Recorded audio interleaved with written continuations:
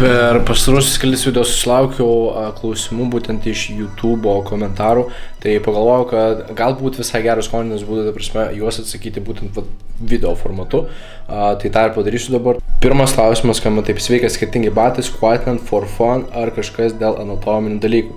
Ne pirmas žmogus, kurį matau, dėl to nuoširdžiai įdomu. Šitus batus susipirkom kartu su draugu, dvi poras, juodų ir baltų, ir tiesiog pasiėmėm jisai vieną baltą ir aš kitą juodą pasiėmiau. Tai tokia yra priešistorė. O iš tikrųjų, kodėl tai padarėm, tai dėl to, kad mūsų brandas, mūsų Efficient Strength brandas, jo tematika yra black and white. Dėl tos priežasties tokie, pavyzdžiui, simboliniai dalykai kaip batai, kaip marškinėliai, jie irgi black and white yra. Tai tiesiog dėl tokio labiau stiliaus ir kaip reprezentuojam save, pavyzdžiui, varžybose arba salėje. Tas pats žmogus klausia, ar jaučiasi skirtumas labai su Avankus, ar visgi marketingas ten labiau. Tuos flatsus naudoju jau kurį laiką, iš tikrųjų žiauriai pasitvirtino gerai tiek ant benčo, tiek netgi ir squatinės esu, tiek ir ant deadlifto, aišku, nes deadliftam ir pagrindai jau naudoju. Ir tuo pačiu metu benčo treniruotėm, tai neslysta, yra patogus ir visą taip koja apgaubia kaip batas. Tai pavyzdžiui, tokie būtent flatsai kaip Notorious Lifters, tie senesni, jeigu žinot, tai jie labiau tokie kaip sliperiai yra ir nesijaučia, kad kažką tai turi būtent ant pėdos, ant kojos. Tai tas feelingas, kaip kam tiesiog jis nepatinka ir jauties kaip basas vos. Tai čia yra personal preference. Tai būtent iš mano patirties galiu pasakyti, kad man geriau, kai jaučiasi, kad kažkoks tai yra batas, kai yra kojos pėdos apgaubimas. Tai Avankus 100% rekomenduoju ir manau, kad vienas iš geriausių pasirinkimų, geriausių batų. Alright, šitas dabar bus labai spicy. Kodėl, kai darai spaudimą, krūtinė nugara yra ištiesta? Klausiu, nes atrodo man, kad turėtų būti lygiai ant suolo. Tai dažniausiai ta pagrindinė priežastis, dėl ko arčina, tarkim, žmonės trikovininkai, dėl tos priežasties, kad susimažina amplitudė. Štangos kelias sumažėja ir potencialiai esi stipresnis. Tai būtent toks paprasčiausias paaiškinimas. Jeigu tu labai turėsi didžiulę amplitudę, ta prasme štangos kelias labai bus didelis, tai ir energijos soundas irgi bus didesnis. Noriu užakcentuoti, kad aš esu jėgos trikovininkas ir kol būtent tie veiksmai, judesiai, pozicijos atitinka varžybų taisyklės, tol yra tai visiškai legalu. Aišku, priklauso dar nuo federacijos, ta prasme tie dalykai vienose federacijose vienos taisyklės yra, kitose kitos, bet aš dalyvauju pas IPF, kuri yra realiai pajėgiausia federacija pasaulyje šiai dienai ir drug free ir pačios taisyklės yra labiausiai strikt iš visų būtent federacijų. Tai aš dalyvauju tą federacijų, mano liftai atitinka pilnai tos federacijos taisyklės ir visiškai jokių problemų su tuo nematau, nes tai yra dalis sporto. Tai tikiuosi, kad atsakiau klausimus ir nebijokit parašyti daugiau dalykų, kas jūs domina komentaruose ir tikrai padarysim tokius gal net Q&A session, kurie, manau, tikrai suteiks ir jums kažkokios informacijos, tokios gilesnės, kodėl aš tam tikrus dalykus darau ir panašiai. Tai dėkui už klausimus ir tikiuosi atsakiau. O dabar varom į salę, šiandien Emilis 4 savaitės deadliftas primary dieną, tai žiūrėsim, kaip jiems seksis, varom užhypinsim jį. Man irgi šiandien yra benčo ir squatų diena ir susitiksim ten. See you later.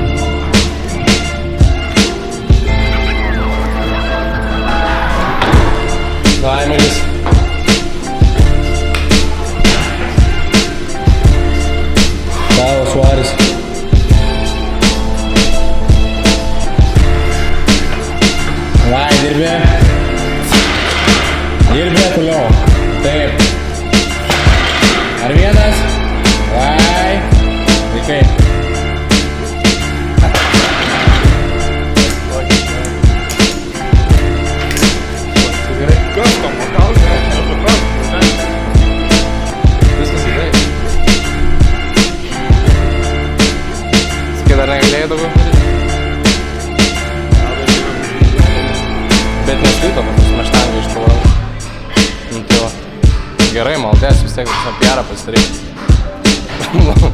Viskas gerai, šaunuolis, maldės. Nice, eis čia. Baisiai gerai.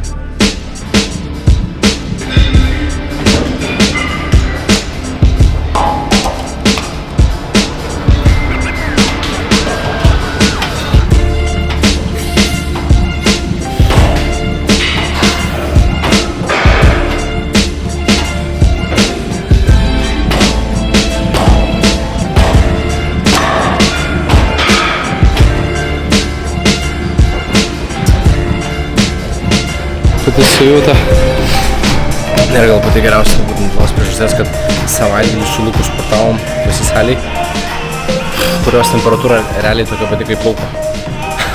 Tai šiandien taip jaučias, kad šiek tiek jaučias gerklės skausmas, bet ta prasme, kol nepajaučiu štangos, kol nepaliečiu štangos, tai kaip ir nieko nebuvo. Dabar jau jaučiu, bet toks, reikės įsivažiuoti šiandien. Tai žiūrėsim, kaip seksis, vis tiek, ta prasme, atėjau treniruoti ir aš, ją padarysiu. Ir viskas, galbūt su mažesniam šiek tiek apsukom, bet vis tiek gausiu tą praktiką, gausiu tą patį movemento, kažkokią tai padarymą ir vis tiek bus pliusas, nes savijauta leidžia eiti į salę ir treniruotis. Tai va.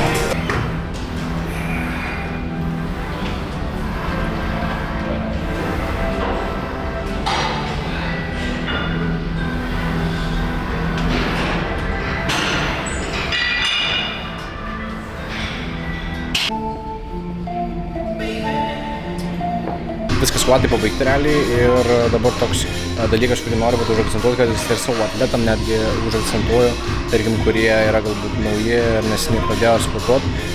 Tai mes kaip atletai realiai turim, aišku, vadovauti savo savijautą, kaip mes jaučiamės ir panašiai, bet tuo pačiu metu, ta prasme, jeigu tu gali daryti daily activities, ta prasme, niekas nesutrikė iš tavo paprasčiausių kūno funkcijų, duok šansą treniruoti tiesiog, bent jau apšilimą pasidarai, tarkim, ir žiūri, padariau, tarkim, kas numatyta pirmojo workouto daly, visai normaliai jaučiuos, gal kažkur svorį reikia sumažinti ir panašiai, bet, ta prasme, tu vis tiek gali treniruotis didžiąją laiko dalim, nebent tai yra karščiavimas, stiprus ar kažkokie kiti kūno skausmai, kur tiesiog negali workoutinti, nes tai yra rimta būklė, bet va, toks peršalimas, tiesiog gerklės skausmas kažkoks, realiai mums leidžia treniruotis, tai, bet jeigu esi atletas, tai tikrai, manau, gali realiaitinti ir pritarsiu šių dalykų, nes mes, kadangi žiūrim į sportą, prasme, kitaip nei žmonės, pavyzdžiui, kur aplinkui rekas ir panašiai, jie sportuoja dėl savo sveikatos, išvaizdos ir panašiai. Bet mes kaip atletai turim didesnį tokią atsakomybę nešant, ta prasme, vis tiek mums reikia treniruotis, kad gal kartais ir nelabai norim, gal kartais ir nelabai gerai savita, bet mes vis tiek treniruojamės. Tai jau toks dalykas ir pirma trepkės dalis praėjo gerai. Viskas buvo tvarkoj, ta prasme, squatai pasidarė kaip ir reguliariauji treniruoti. Viskas buvo identiška. Tai va, tik tai ta pradžia workoutų buvo galbūt tokia, nieko labai nežadanti daug, bet realiai pasidarė squatai, dabar yra benchas ir nuotaika ir energija yra beveik all time high. Viskas varom benchą dabar.